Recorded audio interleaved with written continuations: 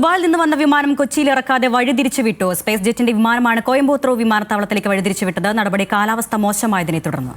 സഹിൻ ആന്റണി നൽകും വിവരങ്ങൾ. സഹിൻ, വിശദാംശങ്ങൾ. അരുണ്യ, ഇന്ന് വൈകുന്നേരം ഇന്ത്യൻ സമയം 3:30 ദുബായിൽ നിന്നും പുറപ്പെട്ട വിമാനമാണ് കൊച്ചി വിമാനത്താവളത്തിൽ ഇറക്കാതെ വഴിതിരിച്ചു വിടേണ്ടി വന്നത്. ആ സമയത്ത് ഈ വിമാനം 7:30 കൊച്ചിയിൽ ഇറങ്ങേണ്ടിയിരുന്നത്.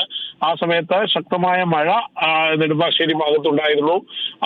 അതുകൊണ്ട് തന്നെയാണ് വിമാനം കാലാവസ്ഥ മോശമായതിനെ തുടർന്ന് ഇവിടെ നെടുമ്പാശ്ശേരി വിമാനത്താവളത്തിൽ ഇറക്കാൻ കഴിഞ്ഞില്ല. തുടർന്ന് വിമാനം കോയമ്പത്തൂർ വിമാനത്താവളത്തിലേക്ക് വഴിതിരിച്ചു വിടുകയായിരുന്നു. അല്പനേരം മുൻപ് വിമാനം കോയമ്പത്തൂർ വിമാനത്താവളത്തിൽ ഇറങ്ങുകയും അവിടെ നിന്ന് വീണ്ടും കൊച്ചിയിലേക്ക് റീഷെഡ്യൂൾ ചെയ്തിട്ടുണ്ട് എന്നുള്ളതാണ് മനസ്സിലാക്കാൻ കഴിയുന്നത്. 220ഓളം യാത്രക്കാർ ആ വിമാനത്തിൽ ഉണ്ടായിരുന്നു. ഏതായാലും വിമാനം കോയമ്പത്തൂരിൽ നിന്നും കൊച്ചിയിലേക്ക് തിരികെ കൊണ്ടുവരുന്നതിന് വേണ്ടിയുള്ള നടപടികൾ ആരംഭിച്ചിട്ടുണ്ടായിരുന്നു. ശരി, സഹിൻ ആന്റണിയാണ് വിവരങ്ങൾ നൽകിയത്.